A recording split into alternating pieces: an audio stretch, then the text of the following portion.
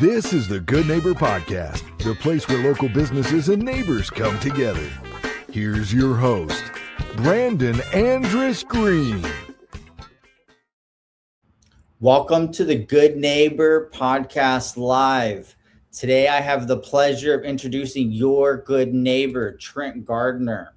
Trent is a special education interventionist who works with students with special needs, help them develop positive behaviors, healthy coping strategies, and stronger social communication and self-regulation skills. Trent, how's it going? It's going good. Thank you for having me. I appreciate being here. Oh, you're so welcome. We're excited to learn all about you and the work you do.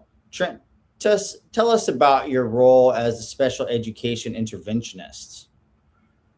So really my role is to bridge the gap between what we would consider typical, or a word that we don't always like to use, that normal behavior, and what is outside of that. And so really my role is to help children who process differently, who have gone through different things, be able to navigate the world as they see it, and to help them get good coping skills to interact with society around them. How'd you get into this kind of work? So I started it, actually, it was kind of given to me, maybe not by choice, but I am a survivor of trafficking. The early days of my life were spent in abuse and neglect. And so a lot of trauma happened within the ages of about 6 to 16. So when I came out of that, and of course started therapy and going through all of the help, I realized that there really was a need for kids to have someone to connect to. I didn't know really anyone who was like me. And so even going to therapists and things like that, a lot of them really maybe knew the book smart, but didn't have the actual experience of being in it. So that's really what led me into this line of work, was being able to use that kind of prior knowledge, or those experiences that I had, to help kids who are navigating coming out of it, how to re-enter and to adjust with those big feelings. Sorry to hear about those struggles. It's sure made you a resilient man, that's for sure.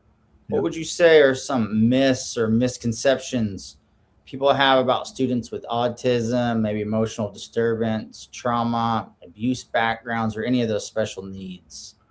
I think the biggest thing that we have to remember as a society is that they're children.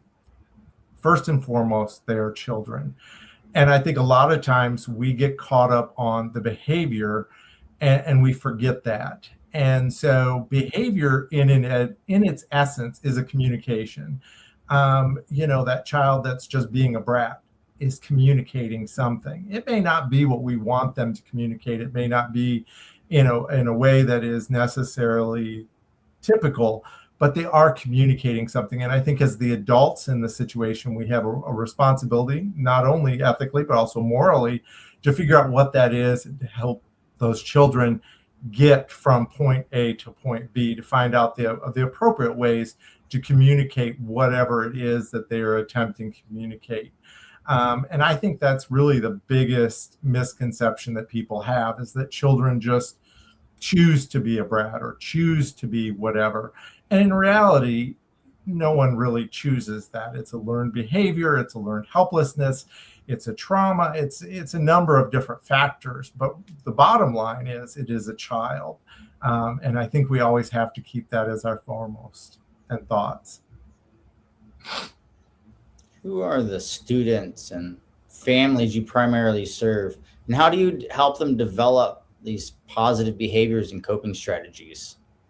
I think one of the biggest things with the families that I work with is the understanding that, for the most part, students with autism, students with ADHD, things like that, any kind of what we call a neural pathway disorder processing is not the parent's fault. You didn't do anything wrong. You didn't screw up. You didn't whatever. It's just the way the development was. And so first breaking that barrier that the parents have that blame. And then the other thing is, when we look especially at the trauma side of it, is knowing that there is hope.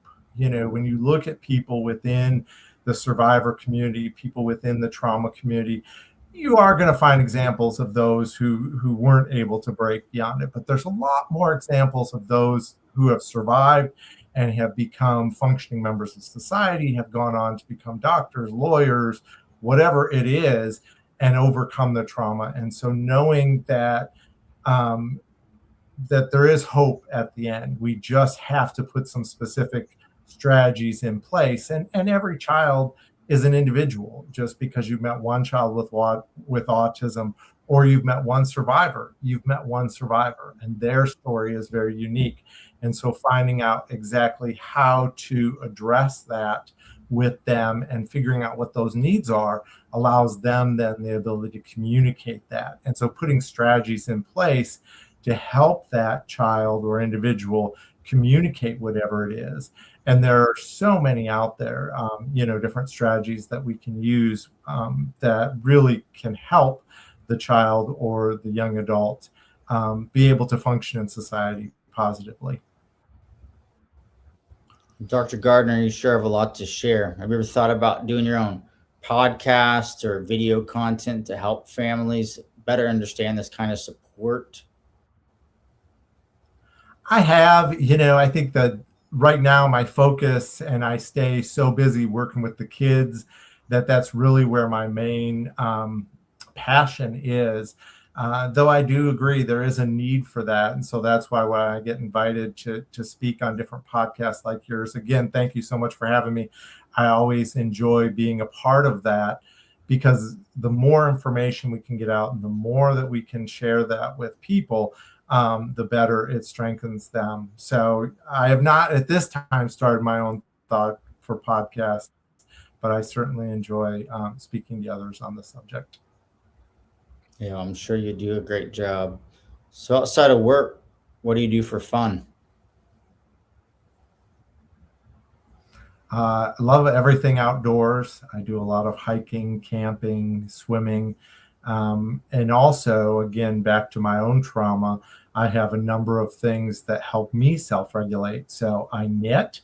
I like to knit blankets and Afghans, things like that. Just being out in nature, touching grass, all of those things help keep me regulated. And so those are really my enjoyment. I also have an amazing family that I'm very blessed with. So we take lots of family road trips where we get in the car and just drive for a week or two. So that's also very enjoyable. What a blessing.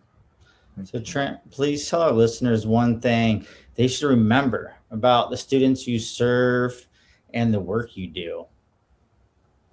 Yeah, I think the biggest thing that I always like people to walk away, and I've said this a couple times now, is just when we in those situations, when we see a child, we always have to keep that in the forefront. It is a child, and how is it that we can help them address whatever those needs are that they're currently experiencing. And a lot of times they're big feelings, and we as adults have learned the verbiage to communicate. I need a break. I need to just take a moment. I need a drink, whatever that is. But kids in that moment and those big feelings don't have that. They don't have those kind of things. So I think the biggest takeaway that I always want people to remember is take your own moment, and then remember it's a child, and how can we help them navigate whatever they are in the middle of. Makes sense. So how can our listeners learn more, maybe connect with you or support this kind of student support work?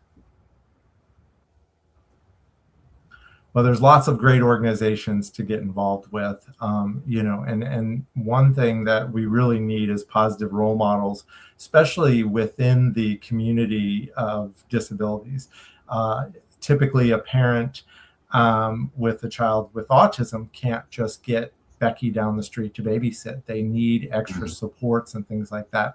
So there are a lot of resources out there. There's respites and things like that where parents or other community members can get involved. I'm also out there on the internet as well.